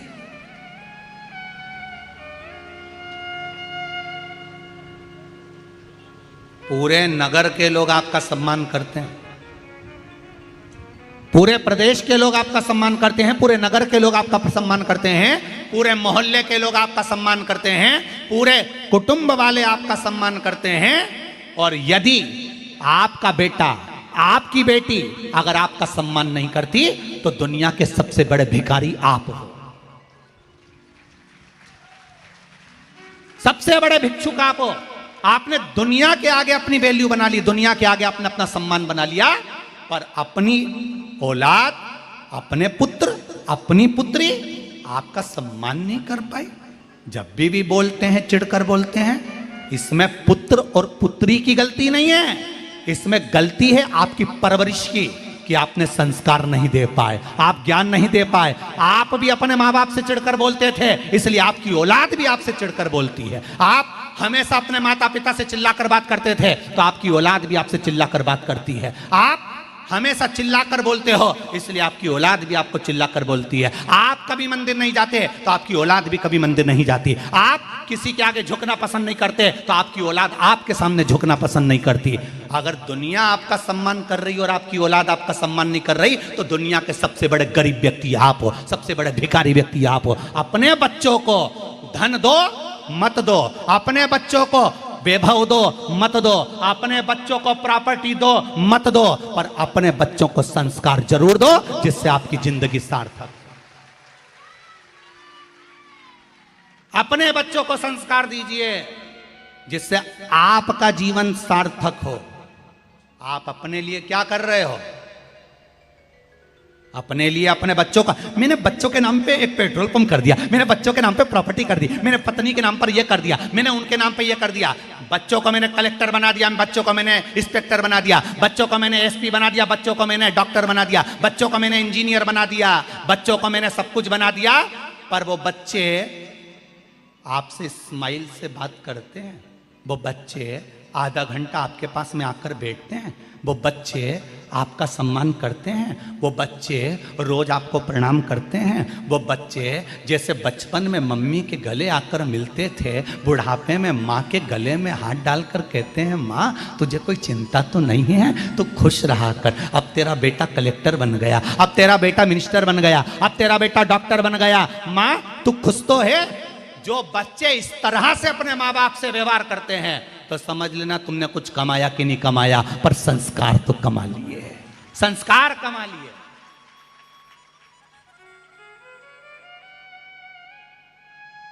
वो संस्कार बच्चों में होना जरूरी है। क्या दे रहे हो अपने बच्चों को? प्रॉपर्टी? क्या दे रहे हो बच्चों को? गाड़ी? क्या दे रहे हो बच्चों को? बैंक का बैलेंस? किस काम का? बैंक का बैलेंस तो बेटा एक दिन अगर कंप्यूटर पे बैठ गया और एक दिन में डब्बा लगा दिया शेयर मार्केट रे साहब गोल, एक दिन कहीं किसी को अपना कोड बता दिया और उस कोड वाले ने बैंक में से डायरेक्ट निकाल लिया, काय का बैलेंस बचा? तुम अपने बच्चे को एक दिन गाड़ी लेकर गया, एक्सीडेंट हो गया, गाड़ी का नाश हो गया, जो मकान मिला था वो कर्जे में डूब गया, क्या दे रहे हो बच्चों को? केवल मकान, जमीन, जायदाद और गाड़ी और बंगला। बच्चों को दीजिए संस्कार कि बेटा जिंदगी में याद रखना, किसी से कर्जा मत लेना, शान से जिंदगी जीना और भगवान का भजन कर कर आगे बढ़ना, हाथ जोड़ना तो परमात्मा के जोड़ना, किसी के मत जोड़ना। ये संस्कार जब बच्चों को दे दिया, बच्चा निहाल हो गया। इसलिए करें अपने बच्चों के हाथ में एक लोटा जल पकड़ाओ और कहो मंदिर तक जा। संस्कार दोगे, जिसके बच्चे मंदिर जाना चालू कर देते हैं, उसके घर के माँ बाप कभी वृद्धाश्रम में नहीं रहते हैं, घर में रहते हैं। वो वृद्धाश्रम में नहीं रहेंगे। ये जितने वृद्धाश्रम भरे पड़े हैं तुम्हारे रायपुर में, बिलासपुर में और भी बड़े बड़ी जगह, भिलाई दुर्ग में जरा जाके तो क्या इनके वृद्धाश्रम में उनके बच्चों का माँ जो बूढ़े पढ़े हैं उसमें, उनसे पूछो तुम्हारा बच्चा क्या है, वो कहेगा इंजीनियर है, कोई कहेगा मेरा बच्चा पढ़ा लिखा, मैंने अपने 4 बच्चों को बहुत पढ़ाया। कोई से मिलो तो एक बार वृद्धाश्रम में जाकर। किसी ठेले चलाने वाले का माँ बाप कभी वृद्धाश्रम में नहीं मिलते हैं, किसी गांव के व्यक्ति के माँ बाप कभी वृद्धाश्रम में नहीं मिलते हैं, हमेशा पढ़े लिखे व्यक्ति के ही मिलते हैं। क्यों? क्योंकि तुमने सब कुछ दिया पर संस्कार नहीं दिया। सब कुछ दिया, संस्कार नहीं दे पाए। अगर वो दे देते ना तो तुम्हें फिर बुढ़ापे में वृद्धाश्रम में जिंदगी नहीं निकालना पड़ती। तुम्हारी औलाद ससुराल वाले आए तो खुश होकर बात करे और बूढ़े माँ बाप से चिढ़कर बात करे, उस दिन माँ बाप को कह देना चाहिए इसलिए पैदा नहीं करा तुझको कि तेरी सुनूंगी मैं।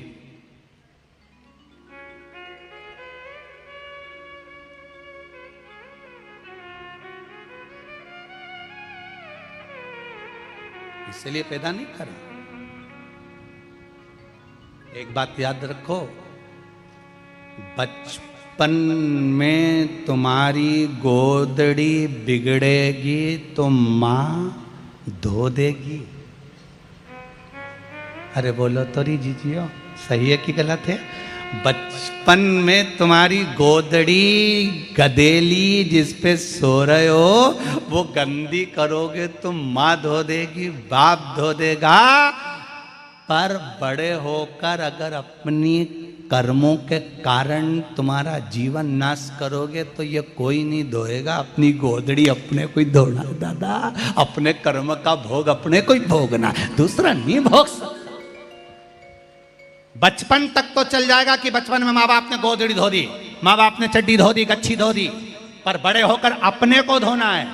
अपने किए गए कर्म का भोग अपने को भोगना है, कोई दूसरा नहीं भोगने वाला। इसलिए सब कुछ करो, बच्चों को प्रॉपर्टी दो, जमीन दो, जायदाद दो, पर संस्कार सबसे पहले देना कि मेरे बच्चे संस्कारित हैं, मुझे प्रणाम करते हैं, खुश होते हैं मुझे देखकर, उनके चेहरे पर प्रसन्नता आ जाती है।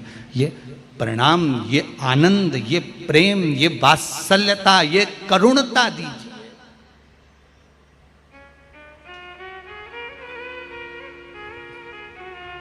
देव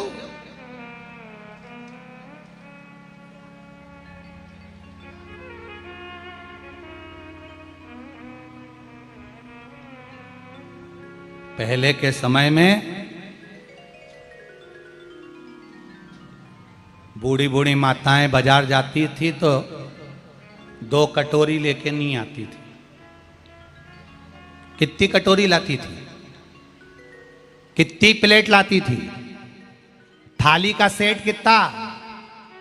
6। बोलो तो री जीजिए, सही है गलत है? 6 कटोरी का सेट देना, 6 थाली का सेट देना, 6 कप देना।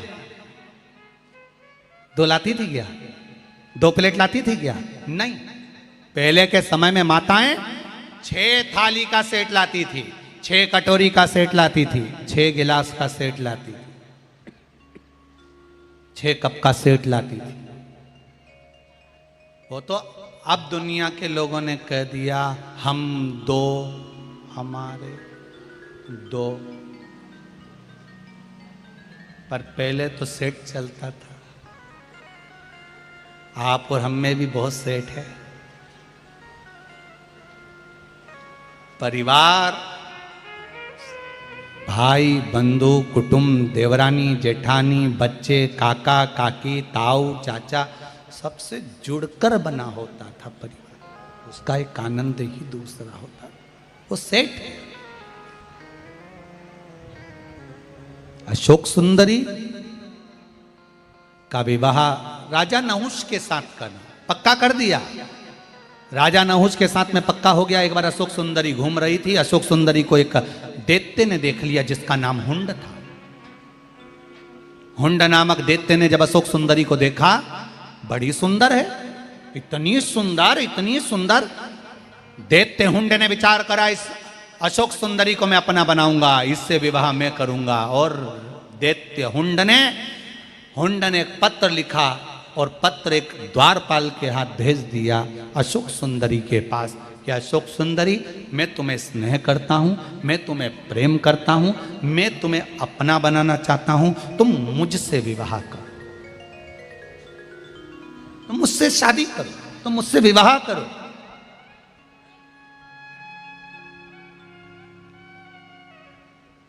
अशोक सुंदरी ने पत्र का जवाब लिखकर दिया मेरे माता पिता जिस वर से, जिस लड़के से मेरी शादी करेंगे, मैं उससे अपना विवाह करूंगी। मैं अपनी मर्जी से विवाह नहीं कर सकती। मैं अपनी मर्जी से विवाह नहीं करूंगा। कितनी सुंदर बात अशोक सुंदरी के मंगल विवाह में लिखी है कि अशोक सुंदरी कह रही है, जिस माँ बाप ने मुझे पाल पोस कर बड़ा करा, जिस माँ बाप ने मुझे पढ़ने के लिए भेजा, जिस माँ बाप ने मुझे कपड़े पहनाए, जिस माँ बाप ने मुझे गोदी में खिलाया, उस माता पिता के दामन को मैं लांछन लगाकर नहीं जा सकती। मैं हुंड तेर से विवाह नहीं कर सकती। मेरे माता पिता जिससे विवाह करेंगे मैं उससे करूंगी। ये दम चाहिए बेटियों को, ये बल चाहिए बेटियों को। भटकाने वाले बहुत मिलेंगे। आप जब अच्छी पढ़ाई करने लगोगे, अच्छे पद पर पहुंच जाओगे, अच्छी विद्याध्ययन की और अच्छे कॉलेज, अच्छे स्कूल की ओर चले जाओगे, मिलेंगे बहुत हुंड जैसे दैत्य, हुंड जैसे राक्षस, जो अशोक सुंदरी को भी भटकाने के लिए आए थे, तो आपको भी भटकाने आएंगे, क्योंकि आप भी किसी माता पिता की अशोक सुंदरी हो, आप भी किसी माता पिता की बेटी हो। आएंगे,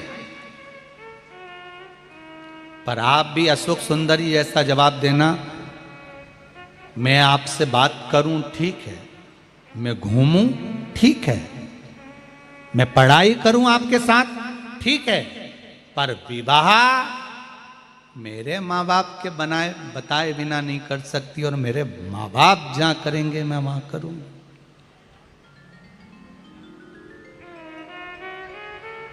मैं वहां करूंगी।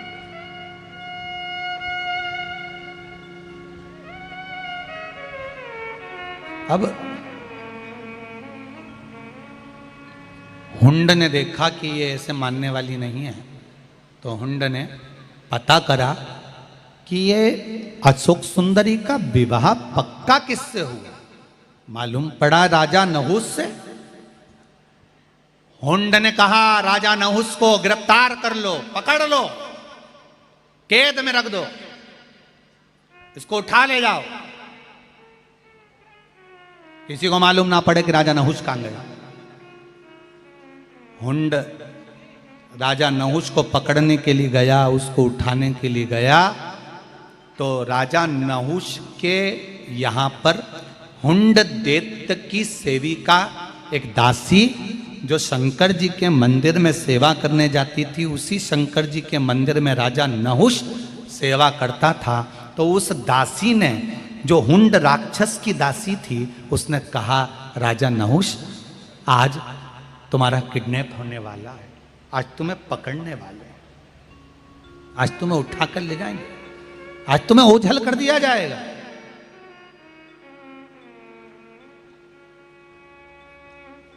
राजा नहुस ने पूछा, दीदी, बहन जी, मेरे को कौन पकड़ेगा, मेरी किससे दुश्मनी। कहा, हुंड दैत्य को मालूम पड़ा है कि तुम्हारा विवाह अशोक सुंदरी के साथ पक्का हो गया।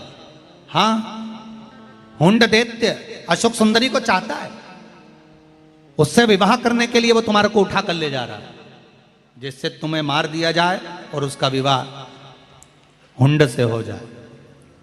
तो तुम तो हुंड की दासी हो ना।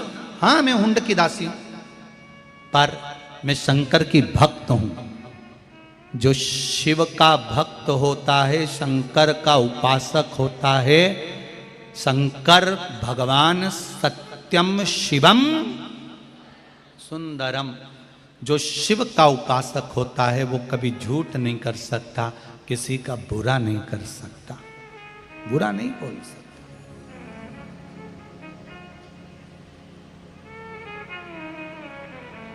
एक बात कहूं छत्तीसगढ़ की, बोले, ये बिल्कुल सत्य है कि शिव का जो उपासक होता है वो कभी किसी का बुरा नहीं कर सकता। हम बच्चे लोग बता रहे थे कि गुरुजी छत्तीसगढ़ की एक बात हम कहना चाहें गुरुदेव। हमने कहा बोलो क्या बात है। माताएं आरती की थाली लेकर आरती करती हैं गुरुदेव, और उनकी आरती की थाली में भी अगर कोई पैसा चढ़ाकर चले जाता है ना, तो वो अपने रुमाल में उस पैसे को भर कर बांध कर हमारे मंच पर फेंक कर चली जाती हैं, पर लेकर नहीं जाती गुरुजी। ये शिव है।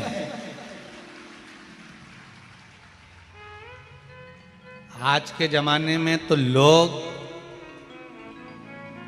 कथा होए और इतनी बड़ी होए तो लोग सोचते हैं कि व्यापार कैसे करना है, कमाना कैसे, कितनों को लूटना है, कितनों के गले में से चेन, कितनों के गले में से मंगलसूत्र, कितनों की जेब में से पर्स, कितनों के मोबाइल, कितनों का सामान, कितनों की गाड़ी, कितनों का सामान लेकर जाना है, ये सोच कर आता है आज का व्यक्ति। पर मैं धन्यवाद देता हूं छत्तीसगढ़ की इस धरा को जिसमें इतने अच्छे संस्कार शिव भक्ति के हैं।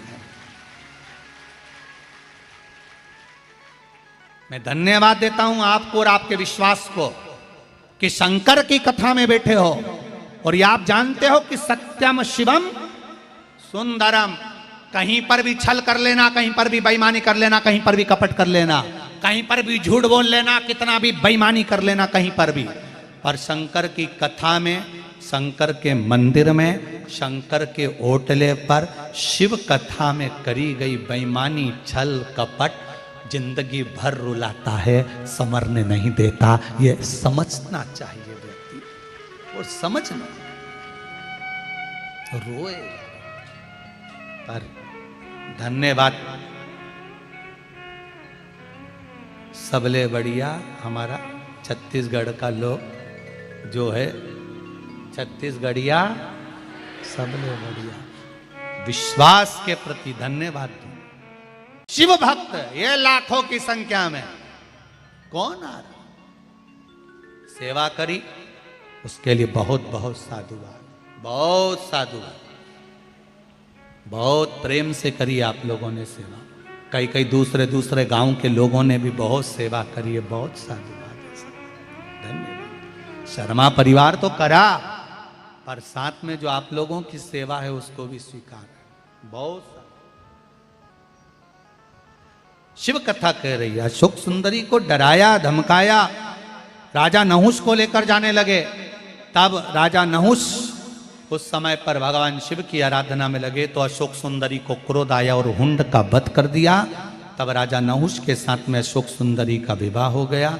समय आया, अशोक सुंदरी के गर्भ से 2 बेटों ने जन्म लिया, याति और ययाति। 100 कन्याओं ने जन्म लिया, और भगवान माता अशोक सुंदरी के घर में फिर ययाति के घर में बच्चे हुए, जिनके यहाँ तुर्वस, अनु और द्रुहु, यदु, पुरु, ये सब 5 जो पोते हुए हैं अशोक सुंदरी के, ये पांचों की पांचों पोते के बल पर ये पूरा ब्रह्मांड की रचना का क्रम प्रारंभ हुआ।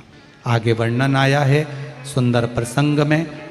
अशोक सुंदरी एक दिन अपने पिता के पास में जाकर बैठकर अपने पिता से ज्ञान एकत्रित करती है, और उस ज्ञान के बल पर भगवान शिव की आराधना कर कर जलपात्र की महत्वता, दीप की महत्वता को समझती है। जलपात्र की महत्वता आपको पहले भी कथा में कहा, जो अशोक सुंदरी के भाव से वर्णित है। अपने घर से जब पात्र लेकर जाते हैं जल का, शिव जी को चढ़ाकर चढ़ा हुआ जल थोड़ा सा उस पात्र में अवश्य लेकर आना चाहिए, ये घर में समृद्धि देता है। ये जल पात्र की महत्वता, जल पात्र की महत्वता। शिव महापुराण में तुमरुका जी चंचुला देवी को 12 ज्योतिर्लिंग का सुंदर वृत्तांत वर्णन करते हैं। सोमनाथ जी का वर्णन किया, चंद्रदेव को काया के रोग से मुक्त करा। आगे वर्णन आया है श्री मल्लिकार्जुन जी का, कार्तिक के रुष्ट होकर चले जाते हैं, जिनको मनाने के लिए शंकर पार्वती जाकर स्वयं मनाते हैं। आगे वर्णन आया महाकाल का, दूषण नाम के राक्षस का संहार करने के लिए भगवान काल बनकर प्रगटे, उन्हीं का नाम महाकाल हुआ। फिर वर्णन आया है ओमकारेश्वर जी का, बिंद नामक पर्वत ने तप किया, उस तप के बल पर नर्मदा जी ओम के रूप में प्रवाहित हुई। शिव जी का नाम ओमकारेश्वर, शिव जी का नाम ओमकारेश्वर। अगला वर्णन आया केदारनाथ, नर नारायण ने तप कर कर भगवान शंकर को प्राप्त किया है। फिर वर्णन आया है भीमाशंकर, कुंभकर्ण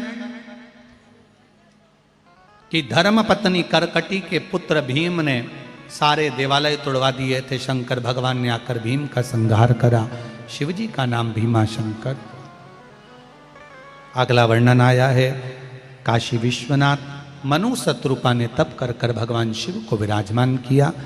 गौतम बाबा पर गौ हत्या का दोष लगा तो भगवान ब्रह्मा विष्णु महेश यहाँ लिंग के रूप में विराजमान हुए, त्र्यंबकेश्वर नाम पड़ा।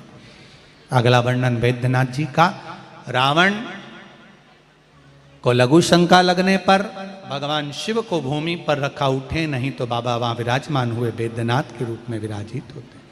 अगला वर्णन नागेश्वर, दारुक नाम के राक्षस का संहार भगवान ने नागेश्वर बनकर करा। फिर वर्णन आया है रामेश्वर का, राम जी महाराज लंका पर चढ़ाई करने से पहले, सेतु बांधने से पहले शिव जी की आराधना करते हैं। शंकर भगवान की स्थापना करी, भगवान रामेश्वरम के रूप में विराजमान। देखिए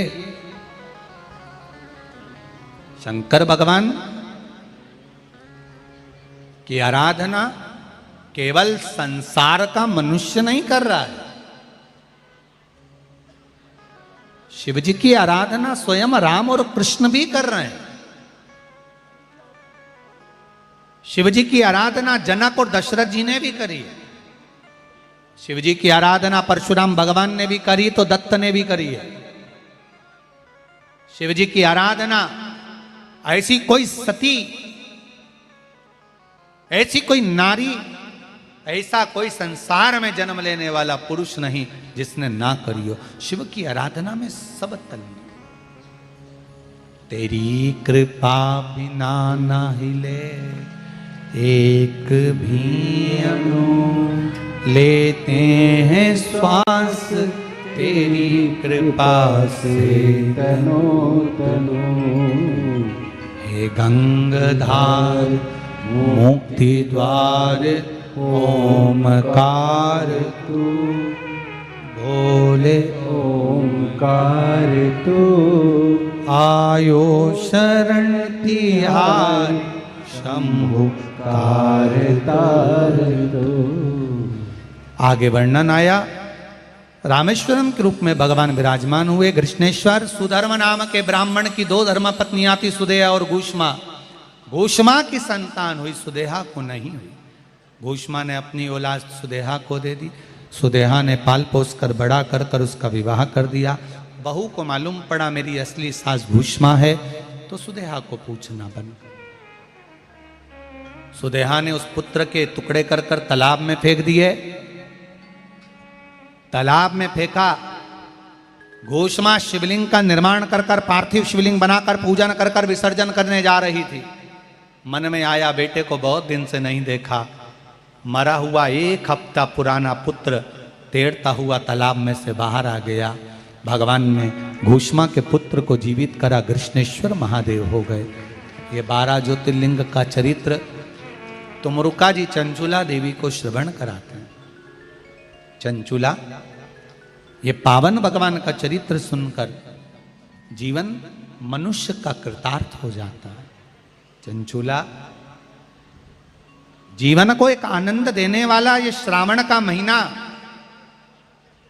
सुख देने वाला है, आनंद देने वाला है।